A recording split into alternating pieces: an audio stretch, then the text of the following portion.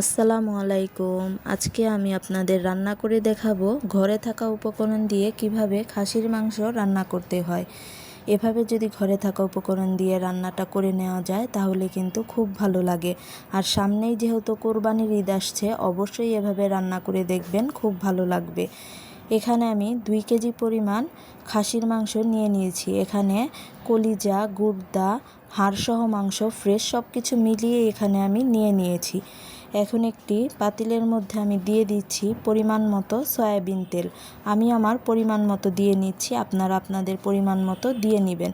এখন এখানে দিয়ে দিচ্ছি 2 কাপ পরিমাণ পেঁয়াজ কুচি। মাংসের মধ্যে কিন্তু পেঁয়াজটা একটু বেশি দিতে হয়, না হলে কিন্তু ভালো লাগে না।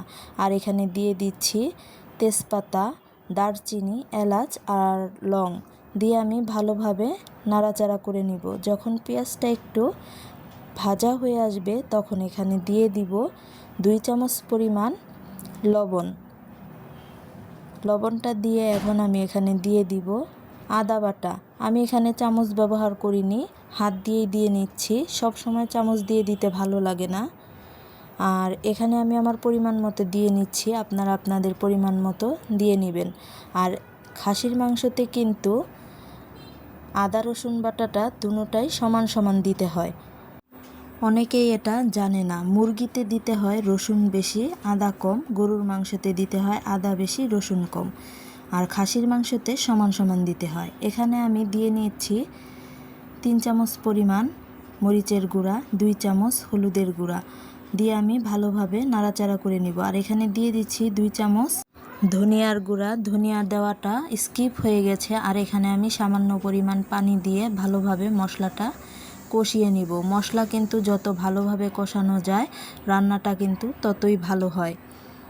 দেখুন আমি কিভাবে মশলাটা কষিয়ে নিচ্ছি। যখন এরকম উপরে তেল উঠে আসবে তখন আমি এখানে ধুয়ে রাখা মাংসগুলো দিয়ে দিব। দেখুন আমি মাংসগুলো দিয়ে দিচ্ছি। এখন আমি ভালোভাবে নাড়াচাড়া করে নিব। আর ভালোভাবে নাড়াচাড়া করে ভালোভাবে মাংসটাকে কষাবো। আমি কিন্তু আমার প্রতিটা রান্নার মধ্যেই দেখাই, ভালোভাবে মশলা না কষালে কিন্তু খাবার ভালো হয় না। আর আমি কিন্তু মাংসটা ভালোভাবে কষিয়েই রান্না করেছি। আর এখানে আমি ঝোল দিয়ে রান্নাটা করে নিচ্ছি। দেখুন কতটা সুন্দর হয়েছে কালারটা। এখন আমি এখানে উপরে জিরার গুঁড়ি দিয়ে নামিয়ে নিব। রান্নাটা কিন্তু দেখতে খুবই লোভনীয় লাগছে।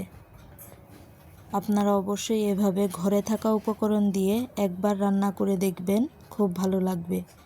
দেখুন কতটা লোভনীয় লাগছে, আর খেতে কিন্তু খুব মজা হয়েছে। আল্লাহ হাফেজ।